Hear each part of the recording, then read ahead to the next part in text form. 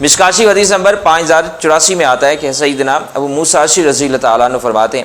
کہ میں حضور پاک صلی اللہ علیہ وسلم کے ساتھ مدینہ منورہ کے باغوں میں سے ایک باغ میں تھا، اور باغ کا دروازہ بند تھا، اور حضور پاک صلی اللہ علیہ وسلم اندر تشریف فرما تھے،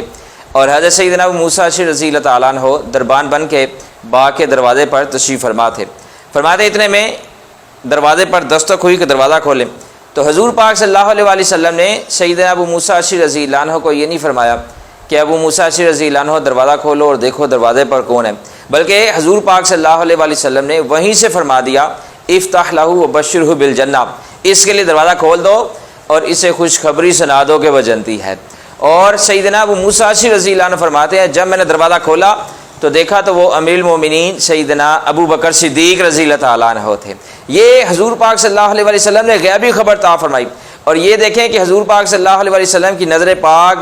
دروازے سے پار بھی جا رہی ہے، اور حضور پاک صلی اللہ علیہ وسلم دیکھ رہے ہیں کہ کون آیا ہے، اور یہ بھی دیکھ رہے ہیں کہ یہ جو آیا ہے اللہ تبارک و تعالیٰ نے اس کو جنت عطا فرما دی ہے۔ یہ اختیار اللہ تبارک و تعالیٰ نے حضور پاک صلی اللہ علیہ وسلم کو عطا فرمائے تھے۔ سیدنا ابو موسیٰ اشعری رضی اللہ عنہ فرماتے ہیں میں نے باغ کا دروازہ بند کر دیا، اتنے میں ایک اور شخص آیا،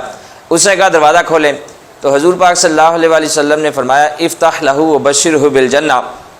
اس کے لیے دروازہ کھول دو اور اسے بھی خوشخبری سنا دو کہ وہ جنتی ہے۔ سیدنا ابو موسیٰ اشعری رضی اللہ عنہ فرماتے ہیں دروازہ کھولا تو دیکھا تو وہ امیر المومنین سیدنا عمر بن خطاب رضی اللہ تعالیٰ عنہ تھے، میں نے انہیں بھی جنت کی بشارت عطا فرما دی۔ فرماتے ہیں پھر باغ کا دروازہ بند کر دیا، اتنے میں ایک اور شخص آیا، اس نے بھی کہا دروازہ کھولے، تو حضور پاک صلی اللہ علیہ وسلم نے فرمایا افتح لہ وبشرہ بالجنہ علی بلوہ تصیبہ، اس کے لیے دروازہ کھول دو